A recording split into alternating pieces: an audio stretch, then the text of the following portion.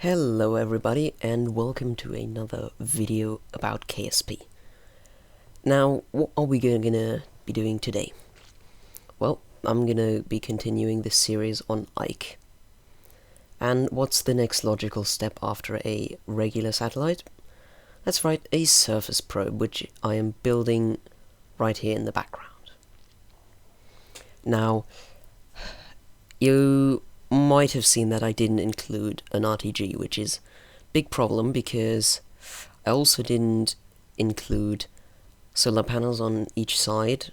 So yeah, I cut out the majority of the failures I've had because of that.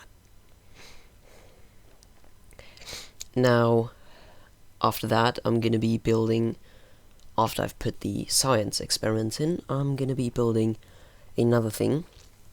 These thrusters to the bottom, they were supposed to lift me off, but in the end they don't have enough thrust. So yeah, I don't know why that is. Well, I'm just gonna be living with that, but it's not really important because that thing will be left to rot after I've made the video. Now, fairly standard ascent, as always. Just fly up and do the thing. Now, the second stage might have not been the best build, I think. I can't really make it out, quality's too bad. Well, anyway, it's a fairly normal way to orbit. I swear I'm gonna get better at the game. Trust me, I've already got like footage for another like, what's it, 5, 6, maybe 7 episodes, and then more unrelated KSP content. So, don't worry, I'm gonna get better. Trust me. Now here's just circularization. My god. English is pretty difficult, ain't it? Well, that's the second stage, and after that... Oh, and that's just a bit of spinning. I don't know why.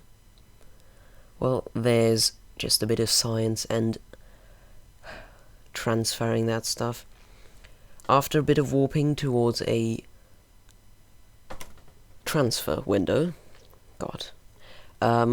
yeah, here I set up a maneuver node towards Duna, and because that's boring, again, I cut that out. I just need to continue talking until the cut is there. My god, how long is that gonna take? Yeah, transfer's actually not that difficult to Duna specifically, and due to its similarity to Mars, it's probably one of the first planets that any new KSP player will go to, and it's actually my first one too. I have been to Duna before, but this is my second time to Ike. Yeah, I'm fairly new to the game. I haven't gone to that many places actually. Weird now that I think about it. Well, this is where I warp to burn.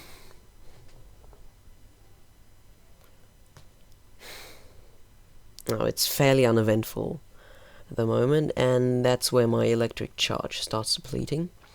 But luckily I have enough to last me through it. Alright, then I warp past it, unfortunately. Now that may happen a few times, and no worries, as long as you pull the mission off, it's all fine. But that's another boring burn, so let's skip. Alright, boring burn done. Now, in the first bit, I've had a bunch of cuts, because there's going to be boring things. Then I have a few more uncut things. Well, now there we have a pretty good encounter. I fuck it up. Wonderful. And then I do a bit more fiddling, by which I mean I fly away from Kerbin, so I can do deep space maneuvers, because deep space maneuvers are basically just, it's just free maneuvers, like that's barely any delta V.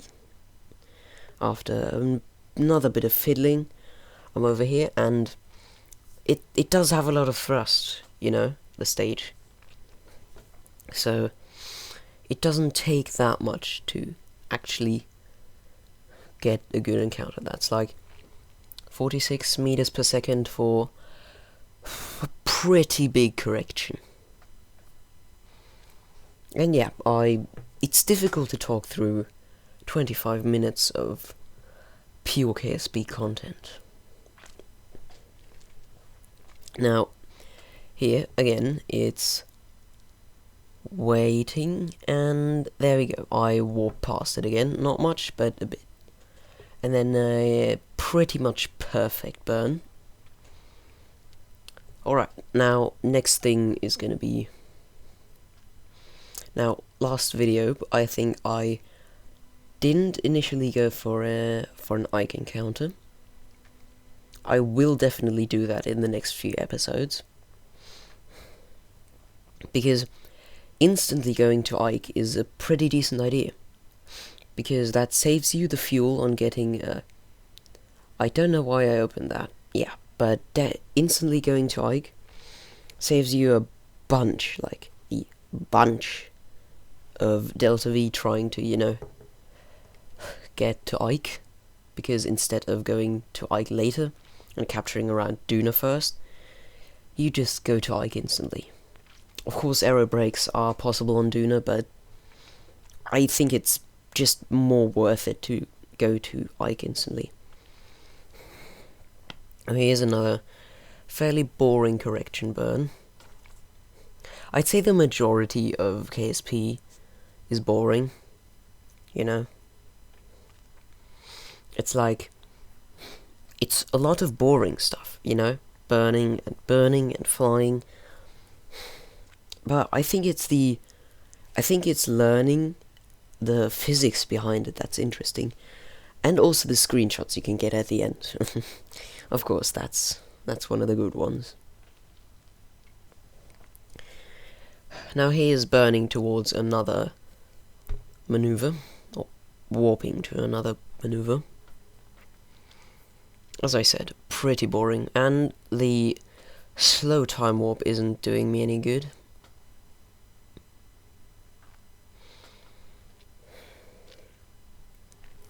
Now, as you might have seen, this isn't that difficult, and if I can do it, then you can do it too, because I'm gonna be honest, I'm relatively bad at the game. Like, I'm just gonna be honest, I'm relatively bad at the game. At least, I think I am. So, if I can do all this, then you can too. And yeah, I really encourage you to. KSP is not that expensive. Hold up, let me check. Where's KSP? There we go, shop page. Yeah, that's... oh no, $40. Oh shit. Yeah, but for the content you're getting, $40 is pretty decent. But now, okay, while I'm talking about the price of KSP. KSP2, there's been some news, and I want to address my opinion. Now, I've got a friend who also plays KSP2. If you're watching this video, you know who you are. Well, yeah, KSP2 does have multiplayer, also. Always save often. Quick saves will really save your life. Now, KSP2 will have multiplayer, and it's a feature that I will very much love. Very much. But on launch, February, I don't know how to say that, February 24th, it's gonna be pretty bare bones for like $50. That's pretty big price for pretty much a better looking KSP1 without science. So, why? Yeah, so my opinion on this is, I think I'm gonna wait until there's a bit more content, because it's to me, it's not worth it. To me, $50 is not worth what I'm getting initially. I'm gonna wait to, I say, at least Interstellar maybe. And Interstellar probably, maybe even until colonies are a thing. Maybe even until multiplayer, but I'm definitely gonna wait until Interstellar minimum.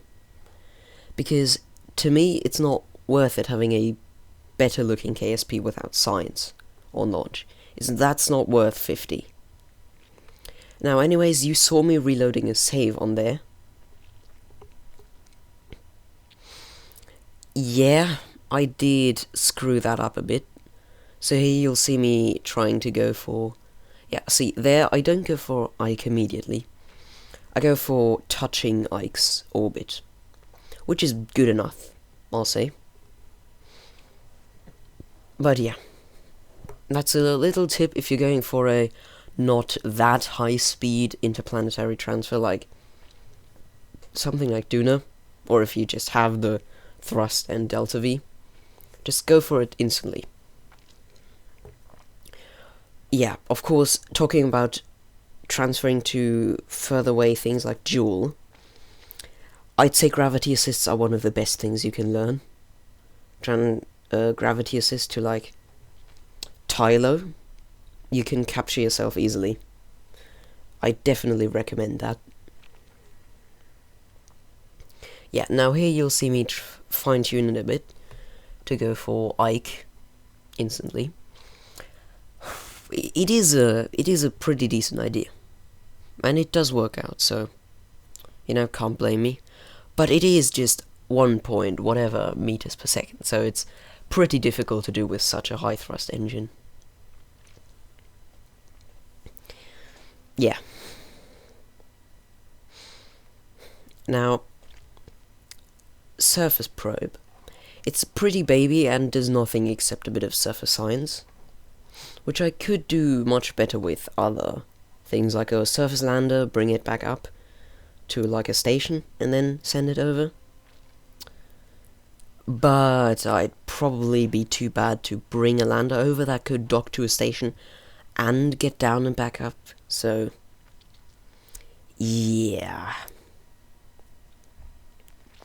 Anyways, now, if you have any suggestions for more stuff I should send literally anywhere, feel free to give me suggestions. I'm always happy to provide content that the viewer wants, because there's not much, I don't have that many ideas besides station and lander and satellite and base and stuff like that.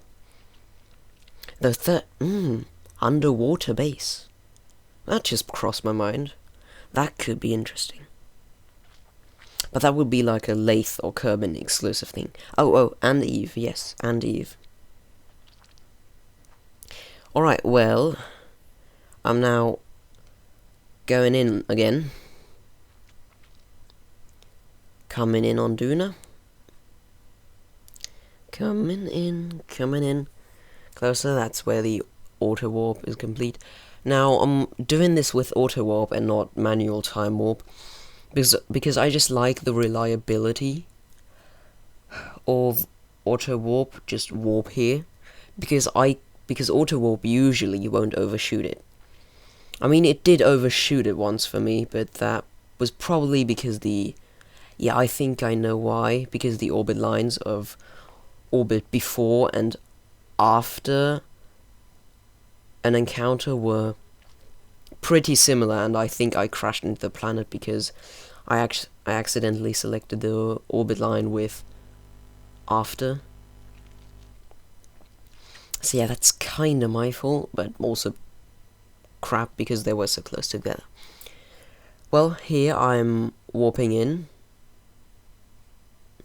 or at least I'm focusing. See this one? Here I'm testing how much I'll need. I'm trying to be careful and, not use too much. I see that it is a lot. It is in fact a lot. of delta V needed for a up, and there I overshoot it. Then I'll try to get it pretty nicely. Now, yes, the land has a lot of delta V, but I did hope to not have to use said delta V to make any corrections or burn for like general orbital maneuvers rather just for landing. But I'm gonna end up using it. And yeah, here I fail again miserably. You know, the solar panel thing, so yeah, let's just cut that. Alright, there it is. There I'm warping in. Yeah, that's a nice cut. I could have pretended to just be warping into the maneuver, but yeah, I'm not gonna lie to you. Now, engines do produce, or most engines do produce, a decent amount of electric charge, so that's useful. But you shouldn't rely on them, because, you know, you'll change your orbit. So that's a tip from a pretty much a noob. Alright, so that's a pretty boring burn, and I don't know why I didn't skip this in editing. Really. But yeah, I think Matt Lown does include things, but he just pretty much just speeds up general things, just speeds it up in general. I have it on real time, but I think I do more cuts. Well, here I see, well shit, I am out of stuff. Then I forgot I locked the stages. So I go ahead and, oh no. You'll see at the bottom left that little light below the stage indicator that's currently off. If that's purple, then the stages are locked. You do that with Alt L, and it prevents you from accidentally staging, which is quite useful, I'd say. Now I'll burn here the last little bit, and you'll see these aren't very powerful engines. Not very powerful. Which is, of course, a problem. But I'll be fine, don't worry. No worries. Yeah, I made it. Which you can obviously see by the fact that this video exists. Now, I think not all of the smaller engines make electric charge, like specifically the ion engine. That one just siphons a lot of it, but I think ion engines, yeah, let me just give my opinion on ion engines. Yeah, ion engines, well, ion engines can propel a small spacecraft pretty well, but for anything bigger, I'd say it's pretty much useless. And yeah, to satisfy the power needs, you'll either need lots of batteries, which is heavy again, which makes the engine worse, or you'll have to have bigger solar panels. Yeah, generally the ion engine should only be used in the worst kinds of efficiency needs. Yeah, if you can, I'd recommend choosing the nuclear, or maybe even a regular liquid fuel and oxidizer engine over the nuclear, and especially the ion. I mean, the nuclear does have a decent bit of fuel, and it does have a good amount of delta V, my god, ISP, but yeah, if you're going for something that doesn't suck in the ways of thrust, I'd say go for maybe the, the Wolfhound, the big, relatively efficient one, the one with a vacuum ISP of 380, I think that was the Wolfhound. But, yeah. If you're not gonna go for the Wolfhound, just take something that fits. Basically, if you want efficiency, but not want to commit to nuclear, go for the Wolfhound. It's Yeah, it's a bit big, but it is. It does have good efficiency and thrust combined. That's why I like it so much. And I do use it rather often.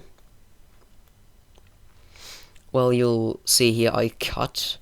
For some unknown reason I cut there here. Yeah, let's be honest, we all know I ran out of electricity there. Well, here's the final approach for landing, where I rotate slightly to try and have a bit of electric charge. Now, landing in the dark probably wasn't the best idea, you know? But it's me we're talking about here, so I'm filled to the brim with bad ideas. Like, for example, playing KSP, like, I'm horrible at that, so yeah, I'm filled with bad ideas, so not a surprise here. And there goes the sun behind the horizon. Well, I did get a good screenshot of that, so worth it. But yeah. Now here you can see me. Yeah, I'm pretty much just trying to cancel out horizontal velocity, because that's going to be annoying to deal with.